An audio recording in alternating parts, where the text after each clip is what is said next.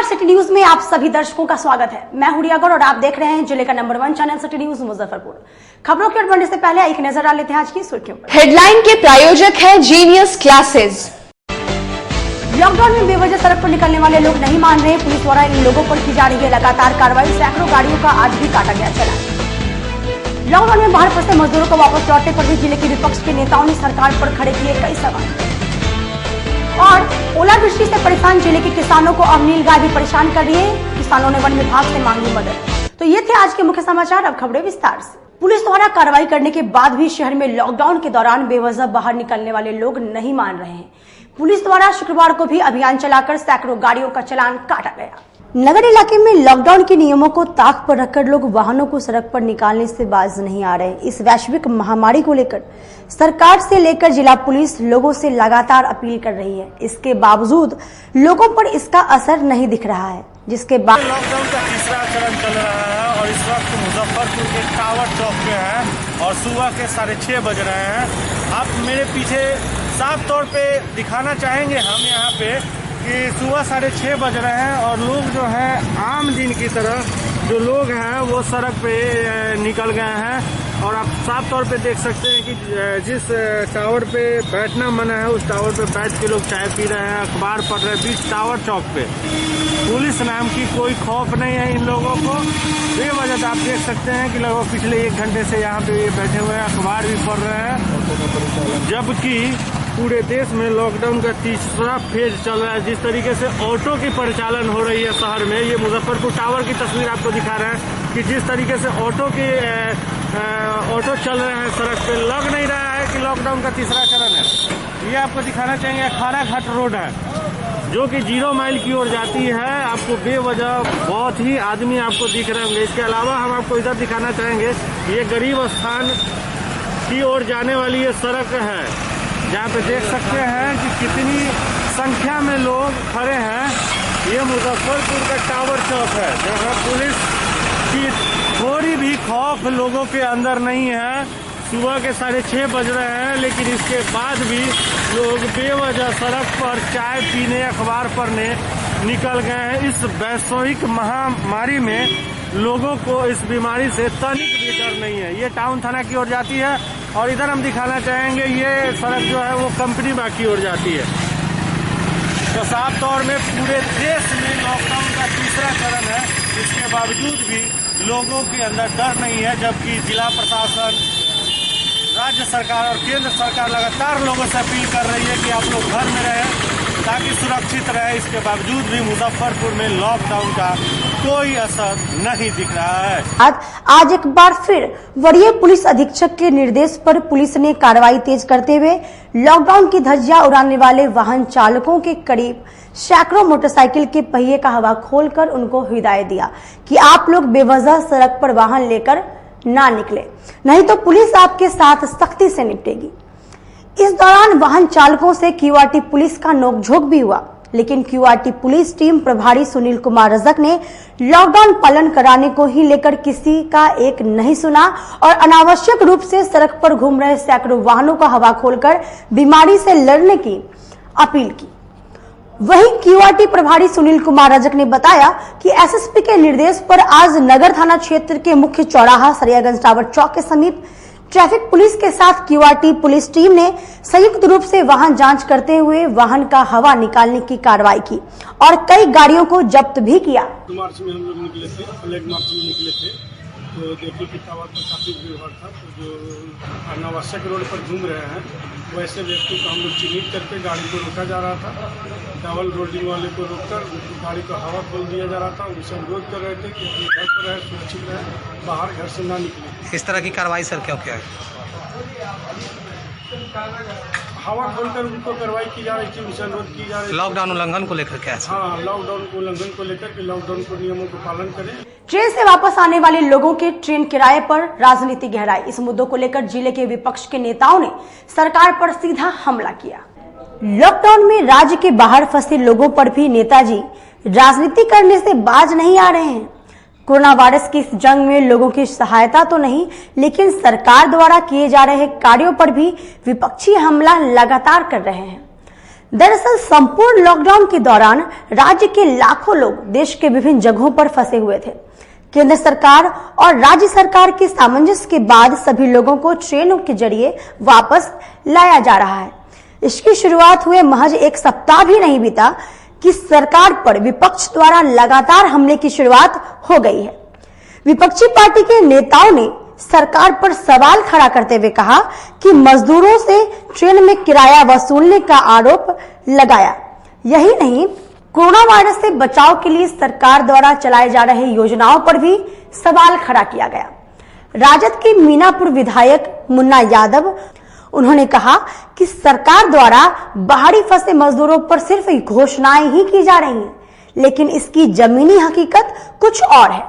80 मजदूर का जो लाने का प्रक्रिया है, पहले ये न जान लीजिए 6 महीना लगेंगे आने में। यहाँ जो रवैया अभी सरकार का, रजिस्ट्रेशन जो बाहर में करवा के थाना में जमा कर दिया है, उसको कोई सूचना नहीं है। 15 दिन 10 दिन से लोग रजिस्ट्रेशन करवा के छोड़े हुए हैं। अब तो ये स्थिति है कि थाना में कागज लेके जाता है, जो जहां है वहां जमा करने, तो थानेदार लेता भी नहीं है कागज। कई जगह हमने वहां के डीसी से बात भी किया है। जब बात करते हैं तो कहता है कि बोलो हमको मेल पर, ईमेल पर भेज दीजिए, और उसके बाद अपना मोबाइले बंद कर लेता है। और स्थिति भयावह और क्या है कि शहर में है तो वहां से तो ले आ रहे हैं, कहीं कहीं शहर से 300-400 किलोमीटर दूर है लोग, उसको कोई साधन मुहैया नहीं हो रहा है। वहां लोग भूखमरी के कगार पर है, न उसका रजिस्ट्रेशन हो रहा है। वहां से कैसे लाएंगे सरकार, इसका न उपाय करे।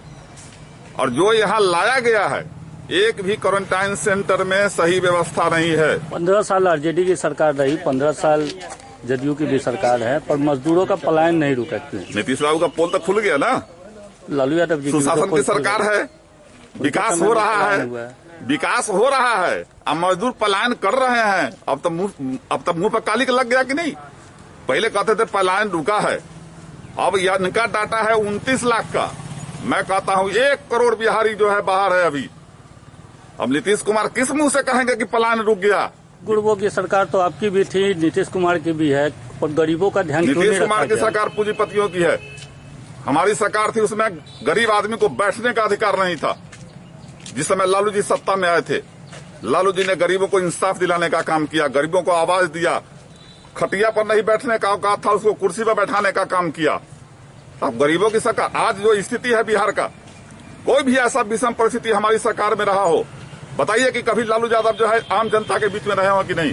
आज नीतीश कुमार निकलने का काम भी नहीं करते। आज भीषण परिस्थिति में अगर हमारे लालू जी रहते, हमारी सरकार रहती, लालू जी जनता के बीच में रहते, न कि एक अनेमार में भाषण करते या वीडियो कॉन्फ्रेंसिंग करते। तेजस्वी यादव तो अभी दिल्ली में बैठे हुए हैं। अरे भाई लॉकडाउन हो गया, कैसे आ जाएगा बेचारा वो? मतलब बीजेपी नेता की बेटी कोटा से आ सकती है, तेजस्वी यादव दिल्ली से मुजफ्फरपुर नहीं आ सकते। बीजेपी नेता के बेटी के कोटा से आती है, तब न उसका सब बीजेपी के विधायक पर कार्रवाई नहीं होता है। वहीं दूसरी ओर कांग्रेस के जिलाध्यक्ष अरविंद कुमार मुकुल बाहर से आने वाले मजदूरों को ट्रेन का किराया देने के लिए मुजफ्फरपुर जंक्शन पहुंचे। उन्होंने भी कहा है कि अगर कांग्रेस की सरकार रहती तो ये हाल नहीं होता। जो चावल और गेहूं गरीब को मिल रहा है, वो यूपीए 1 और यूपीए 2 मनमोहन सिंह जी का देन है। मनरेगा भी आप ही की देन है। मनरेगा से लेके जो भी भगवान प्रसाद सिंह उस समय ग्रामीण विकास मंत्री थे, मनरेगा लेके आए। 365 दिनों में मात्र 60 दिन मजदूरों को मिलता है, बाकी के दिनों में वो क्या करेंगे? देखिए, जब मनरेगा जब यूपीए 1 यूपीए 2 के समय में चला, तो जब यही नरेंद्र मोदी जी प्रधानमंत्री मुख्यमंत्री थे, आप कहे कि मनरेगा जो है लूट वाला लाया है। आज मनरेगा यह जो है पैसा दिए हैं और मनरेगा पर जोर दे रहे हैं कि मनरेगा से जो है पलायन रोका जाए। कि कांग्रेस हमेशा गरीबों के साथ रहा है, मजदूरों के साथ रहा है।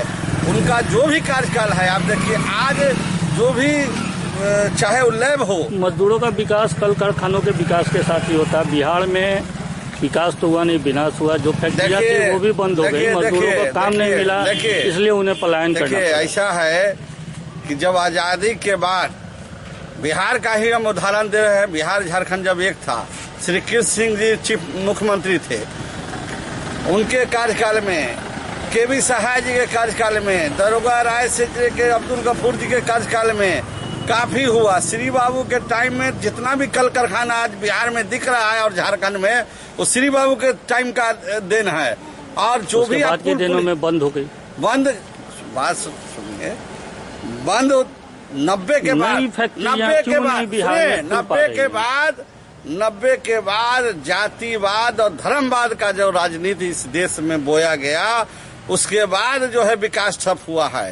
कांग्रेस पार्टी से आज टिकट देके जो है आज गुजरात से लेके नागपुर से लेके जो भी हमारे प्रवासी बिहारी मजदूर आ रहे हैं, वो कांग्रेस पार्टी जो है उनको टिकट दी है। आप देखिए, आप स्टेशन पर जाइए या आप सोशल मीडिया में जाइए, एक एक लोग कांग्रेस का नाम ले रहा है बिहारी प्रवासी मजदूर कि सोनिया गांधी कांग्रेस पार्टी हमको टिकट खरीद के दिया है। आज हम पूछना चाहते हैं प्रधानमंत्री से और बिहार के मुख्यमंत्री नीतीश कुमार जी से कि यह जो कोरोना वैश्विक महामारी है और इस देश में लॉकडाउन में जो हमारे मजदूर भूखे मर रहे हैं, बिहार सरकार को और केंद्र सरकार को सेना के हेलीकॉप्टर और हवाई जहाज से उसको लैंडिंग कर देना चाहिए, उसको पहुंचाना चाहिए। कोरोना वायरस की महामारी में भी लोग राजनीति करने से बाज नहीं आ रहे हैं। मजदूरों को लेकर इस तरह की राजनीति कहीं न कहीं समाज हित में तो नहीं दिख रहा है। सिकंदरपुर ओपी थाना की पुलिस ने गुप्त सूचना के आधार पर छापेमारी कर 82 लीटर महुआ शराब के साथ एक व्यक्ति को गिरफ्तार किया। लॉकडाउन के कारण सिकंदरपुर ओपी की पुलिस ने कार्रवाई करते हुए 82 लीटर देशी महुआ शराब के साथ एक स्कूटी सहित एक व्यक्ति को गिरफ्तार किया। पुलिस ने व्यक्ति को उस वक्त पकड़ा जिस वक्त वह महुआ शराब डिलीवरी करने जा रहा था। इसी क्रम में पुलिस ने उसे धर दबोचा।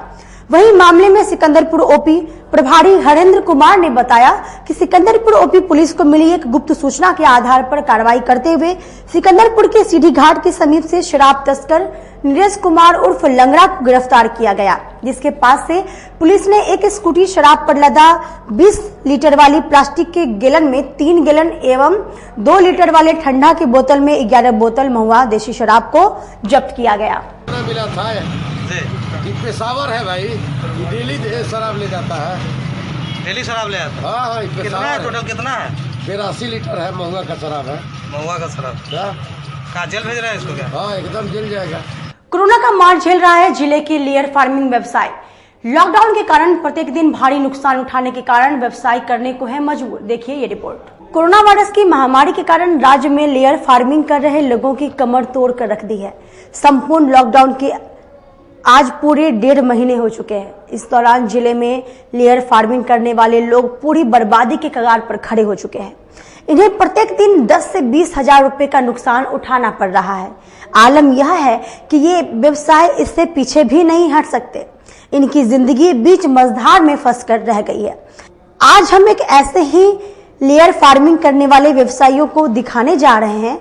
कृषि का दर्जा प्राप्त यह उद्योग विशेष प्रोत्साहन का बाढ़ जोह रहा है। कभी बर्ड फ्लू, कभी कोरोना तो कभी लॉकडाउन पालकों की परेशानी कम होने का नाम नहीं ले रहा है। एक तरफ जहां मुर्गी दाना की आवक कम हो गई है, वहीं अंडे की बिक्री भी बिल्कुल कम हो गई है। मुर्गी पालकों ने बताया कि लॉकडाउन के प्रथम चरण में मुर्गी दाना मिलना मुश्किल हो रहा था। दूसरे चरण में दाना मिलना कुछ आसान हुआ है। उम्मीद है कि धीरे धीरे व्यवसाय पटरी पर लौटेगी। लॉकडाउन में सबसे ज्यादा परेशानी तो गाड़ी की थी कि गाड़ी से हमारा दाना नहीं आ पा रहा था, मुर्गी को खिलाने के लिए दाना नहीं मिल पा रहा था, अंडा का उठाव ठीक से नहीं हो पा रहा था और बड़ी मतलब ऐसी परेशानी कभी नहीं आई थी जितनी परेशानी इस लॉकडाउन में आई थी। लेकिन अभी थोड़ा धीरे धीरे सामान्य हुआ है और जब से गाड़ियां थोड़ी बहुत चलनी शुरू हुई हैं उसके बाद से स्थिति बहुत हद तक सामान्य हुआ है, लेकिन अभी और सामान्य होना बाकी है। बात करें नुकसान की तो कितने का नुकसान हो रहा है? नुकसान अभी हमारा लॉकडाउन में अगर शुरू से जोड़े तो एवरेज तकरीबन हमारा नुकसान 20,000 रुपया प्रतिदिन का नुकसान हुआ है। जो लोग बाहर से यहाँ आ चुके हैं अब तो अपना रोजी रोजगार सब कुछ छोड़ के वो अगर इस फील्ड में आना चाहते हैं तो उनके लिए कितनी संभावनाएं आपको, चूंकि आप ये काम कर रहे हैं तो आपको लगती है? अभी जो मार्केट का स्थिति है उसमें कहीं से भी यह सजेस्टेबल नहीं है कि लोग इस काम में आवे, क्योंकि अभी जो स्थिति लॉकडाउन की वजह से तो खैर है ही बहुत भयावह स्थिति, लेकिन इसके पहले भी जो स्थिति थी इसमें सरकार के द्वारा बिहार में बहुत अच्छा प्रोत्साहन या प्रोत्साहित करने के लिए जो कार्यक्रम चल रहे हैं वह सब नाकाफी है। सबसे बड़ी परेशानी है कि इसमें अंडे का रेट जो है वो डिसाइड होता है थर्ड पार्टी के द्वारा। किसान का एक अंडा जो है वह उत्पादन हुआ तो यह हमारा सामान है और यह जरूरी है कि इसका दाम इसकी लागत के हिसाब से और उसमें कुछ पैसे मुनाफा रख के हम डिसाइड करें, लेकिन यह डिसाइड होता है कहीं और से और उसके वजह से वह हमेशा हमारा नुकसान में ही रहता है। और मेनली इसमें जो है बाहर से आने वाला अंडा, आंध्र प्रदेश से और पंजाब हरियाणा से आने वाला अंडा जो है वह इस मार्केट को के बैलेंस को सारा खेल खराब करते हैं। खेल क्या मतलब यहाँ हमें उचित कीमत मिल जाए हमारे मेहनत के, हमारे पूंजी के, हमारे लागत की तो सब सही है, अन्यथा यह जो क्षेत्र है यह सजेस्टेबल नहीं है कि इसमें बहुत ज्यादा लोग आने के लिए बहुत हम लोगों ने तो सरकार कहती है कि पशुपालन के क्षेत्र में अपार संभावनाएं हैं। हम सब्सिडी देते हैं, लोगों को प्रशिक्षण देते हैं, प्रशिक्षण उपरांत उन्हें मुहैया कराते हैं कि वो इस काम को करें, उसके बावजूद आपको लगता है कि इसमें संभावनाएं नहीं है? निश्चित तौर पे सरकार के द्वारा प्रशिक्षण जो दिया गया है, मैंने भी प्रशिक्षण लिया है, वह एक बहुत ही बेहतरीन कार्यक्रम है और मैं उससे लाभान्वित हुआ हूँ। और लेकिन आगे की जो प्रक्रिया है उसमें सरकार के द्वारा सारी बातें जो है वो कागजों पे ही होके और बातचीत में ही और पेपर में ही आके रह जाता है। जिला रेड क्रॉस सोसाइटी परिसर में रेड क्रॉस के स्थापना दिवस पर सोशल डिस्टेंसिंग का पालन करते हुए रेड क्रॉस के सचिव ने झंडोत्तोलन किया। विश्व रेड क्रॉस दिवस पर जिला रेड क्रॉस सोसाइटी परिसर में सोशल डिस्टेंसिंग का पालन करते हुए कार्यक्रम का आयोजन किया गया। बिहार रेड क्रॉस सोसाइटी के उपाध्यक्ष उदय शंकर प्रसाद सिंह ने ध्वज फहराया। उदय शंकर प्रसाद सिंह ने बताया कि रेड क्रॉस के जनक हेनरी डुनांट के जन्म दिवस के अवसर पर यह कार्यक्रम प्रतिवर्ष किया जाता है। इस दिन स्वास्थ्य कर्मियों को सम्मानित किया जाना था, लेकिन कोरोना महामारी के कारण अब ये कार्यक्रम लॉकडाउन के बाद किया जाएगा। रेड क्रॉस के वाइस चेयरमैन होने के नाते संपूर्ण बिहार वासियों को, रेड क्रॉस से जुड़े हुए लोगों को कोटि कोटि बधाई देते हैं।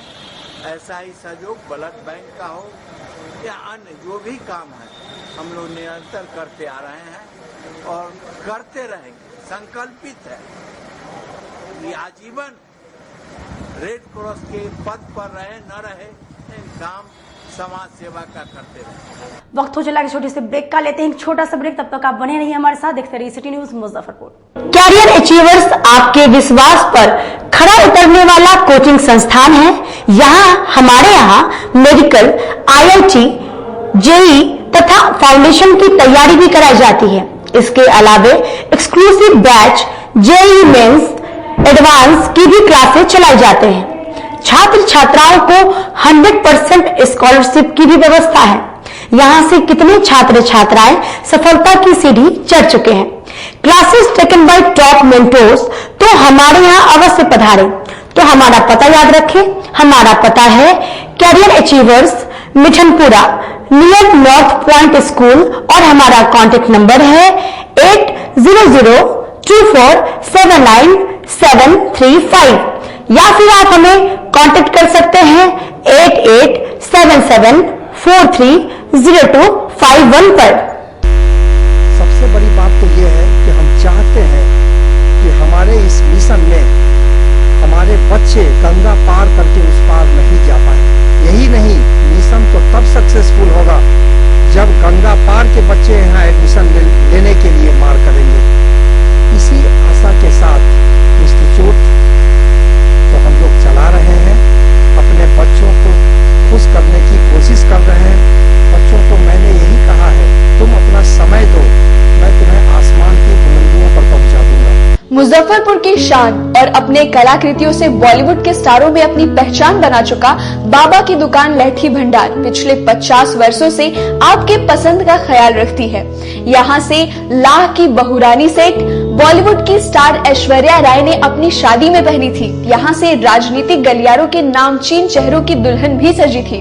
हमारे यहाँ शादी सेट, बहुरानी सेट, जयमाला सेट, लाह के फैंसी आइटम कुशल कारीगरों द्वारा निर्मित कराई जाती है। इसके अलावा चूड़ा सेट, कंप्यूटर चूड़ा, कुंदन चूड़ा, वाटरप्रूफ चूड़ा, चुंदरी 3 बुंदिया, बंग बंगरी, हिंगलू, पाक चूरा, जंगली चूरा का भी निर्माण अपने कारीगरों द्वारा कराती है। यही नहीं, लाह से बनी कान का टॉप्स, रिंग, नथ, गला का हार, मांग टीका, पेन स्टैंड, हाथी, बिछिया, ग्लास, करा भी बनाती है। तो एक बार हमारे यहाँ अवश्य पधारे। बाबा की दुकान लहठी भंडार, इस्लामपुर, मुजफ्फरपुर। हमारा कांटेक्ट नंबर है 9308620444। 40-50 साल से जो हमारी दुकान है, ये बाबा की दुकान लहठी भंडार, समझे ना, पुश्तैनी हम लोग का काम ही है। और हमारे यहाँ जो है जितने भी है, जैसे कि ऐश्वर्या राय के यहाँ लहठी गया, हमारा सचिन के यहाँ गया है, और आपके जो है तेज प्रताप सिंह, अभी लालू प्रसाद के लड़के की शादी हुई है, उसमें भी लहठी भेजा गया था।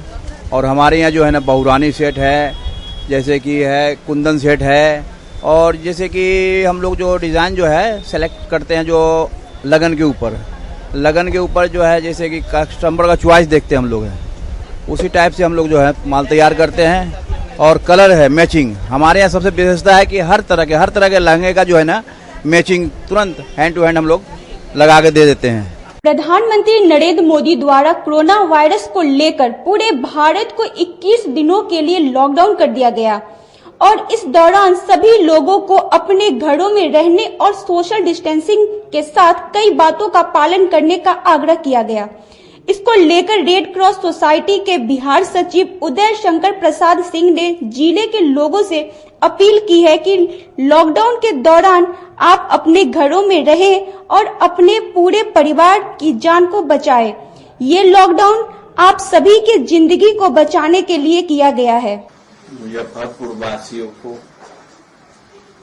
रेड क्रॉस की ओर से, बिहार वासियों को बिहार मोटर ट्रांसपोर्ट फेडरेशन की ओर से, बिहार रेड क्रॉस के वाइस चेयरमैन होने के नाते, मुजफ्फरपुर रेड क्रॉस सेक्रेटरी होने के नाते और विभिन्न सामाजिक संगठन से सीनियर सिटीजन के अध्यक्ष होने के नाते सभी जिला वासियों एवं प्रदेश वासियों को आग्रह है, निवेदन है कि घर में ही रहें और माननीय प्रधानमंत्री जी का जो आदेश है, सरकारी आदेश है, जिला स्तर का, स्टेट स्तर का, उसको पालन करें।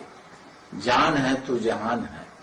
आप स्वयं रक्षा कीजिए, देश का कल्याण कीजिए। आप जागरूक हैं, दूसरे को भी जागरूक करने का काम करें। IITZ, NET, एम्स, NTSE, जहां किस्मत आजमाते हैं लाखों बच्चे, लेकर करोड़ों सपने, लेकिन उसमें से ज्यादातर योग्य मार्गदर्शन के अभाव में होते हैं नाकामयाब।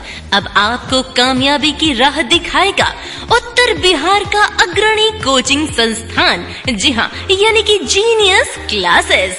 देश के कोने कोने से चुनकर आपके शहर मुजफ्फरपुर में जीनियस क्लासेस लेकर आया है अनुभवी शिक्षकों की एक ऐसी टीम जिसने संवारा है हजारों लोगों का कैरियर। जीनियस क्लासेस लेकर आया है 7th, 8th, 9th और 10th क्लास के स्टूडेंट्स के लिए talent search exam, award cum scholarship programme और हमारे यंग टैलेंट प्रमोशनल प्रोग्राम का हिस्सा बनते हैं तो आपके लिए है ढेर सारे प्राइजेस। रजिस्टर कीजिए genius talent search exam, award cum scholarship के लिए, जिसके एग्जामिनेशन सेंटर्स होंगे मुजफ्फरपुर, सीतामढ़ी और समस्तीपुर में, जिसके अंतर्गत अगर आप फर्स्ट आते हैं तो आपके लिए है फर्स्ट प्राइज में लैपटॉप, सेकंड आते हैं तो सेकंड प्राइज में है टैबलेट, थर्ड प्राइज है बाइसिकल और फोर्थ प्राइज है बुक्स। तो जल्दी कीजिए और genius talent search exam, award cum scholarship programme का हिस्सा बनिए। आज ही GTSE एप्लीकेशन फॉर्म कलेक्ट कीजिए जीनियस क्लासेस फ्रंट डेस्क से या फिर अप्लाई कीजिए ऑनलाइन www.geniusclass.in पे।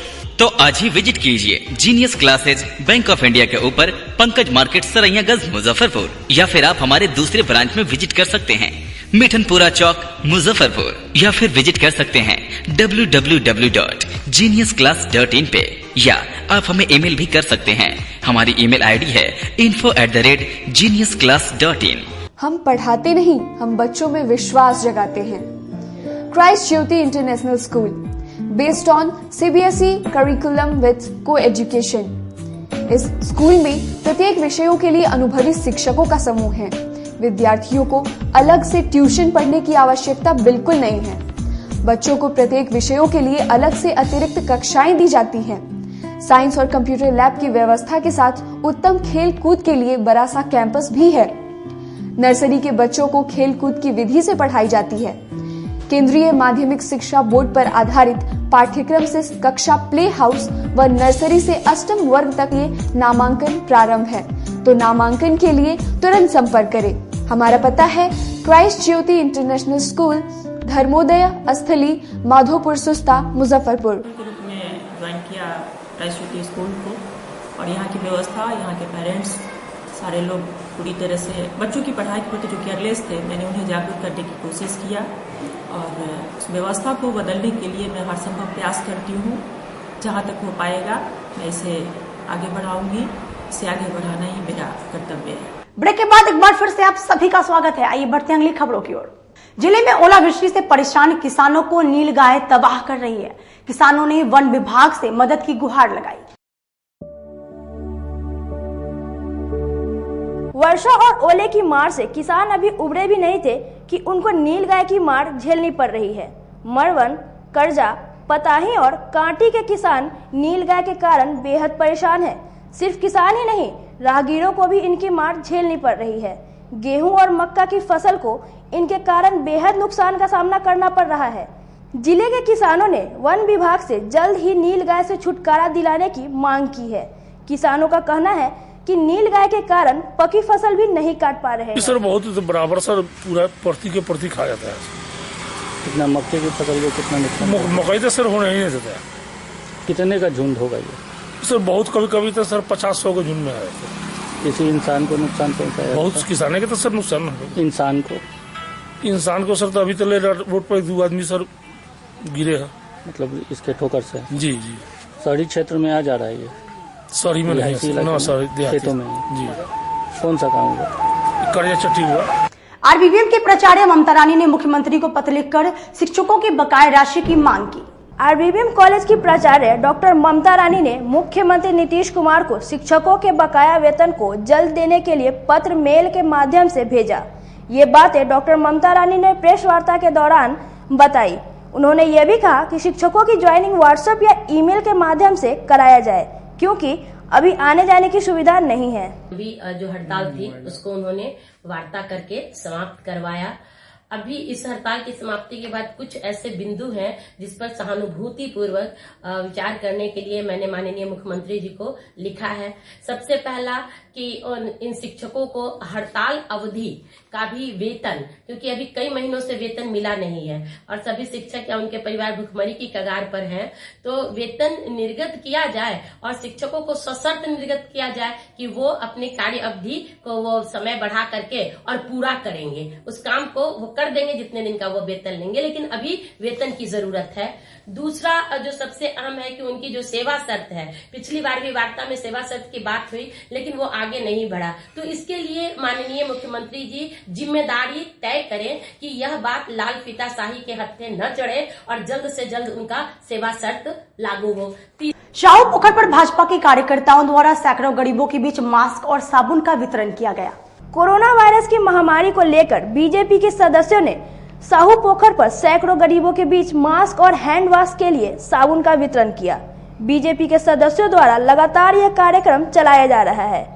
बीजेपी के सदस्यों ने कहा कि कोरोना महामारी को देखते हुए लगातार गरीबों के बीच मास्क और साबुन का वितरण किया जा रहा है।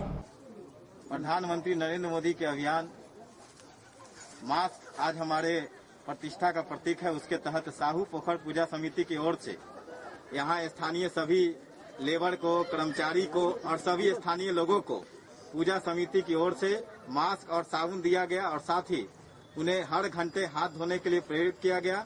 हम स्वच्छ रहेंगे तभी भारत स्वस्थ रहेगा, तभी देश स्वस्थ रहेगा। काटी स्थित सुधा डेयरी पार्लर के संचालक को काटी पुलिस द्वारा पीटे जाने की शिकायत को लेकर दुकानदारों ने एसएसपी को ज्ञापन दिया। शुक्रवार को काटी थाना क्षेत्र के शाहपुर गांव में सुधा डेयरी संचालक मिथिलेश पासवान के छोटे भाई को काटी थाना के गत्सी दल द्वारा लॉकडाउन में रेहड़ी खोलने को लेकर जमकर पिटाई की गई। आपको बता दें कि दूध और किराना दुकान को लॉकडाउन के प्रथम चरण से ही छूट मिला हुआ था। इसके बावजूद भी काटी थाना पुलिस द्वारा न सिर्फ पिटाई की गई बल्कि दुकान में रखे सामानों को भी फेंक दिया गया। मिथिलेश पासवान ने एसएसपी को ज्ञापन सौंपकर उचित कार्रवाई करने की गुहार लगाई है। मामला है सर कि मेरा सुधा डेयरी का शाहपुर में बजरंग चौक पे दुकान है। कल घटना है 3 बजे का। काटी थाना प्रभारी कुंदन सिंह और अपने गश्ती दल के साथ मेरे दुकान पे आए। मेरा छोटा भाई बिट्टू कुमार दुकान खोल के बैठा हुआ था। उसको क्या कहते हैं दुकान से बुला के और 100 लाठी मारे और क्या कहते हैं मोबाइल भी छीन लिए। इल्जाम लगाया कि रिकॉर्डिंग कर रहा था। रिकॉर्डिंग क्या चीज़ के कर रहा था? वहाँ क्या है जो रिकॉर्डिंग होगा? मोबाइल भी थाना प्रभारी के पास है और रिकॉर्डिंग हमारा का इल्जाम भी हमारे अभी एसएसपी साहब से मिलने आए हुए थे। आज के लिए बस इतना ही। कल फिर मिलेंगे कुछ नए खबरों के साथ। अब तक का मुझे और मेरी पूरी न्यूज टीम को दीजिए इजाजत। नमस्कार।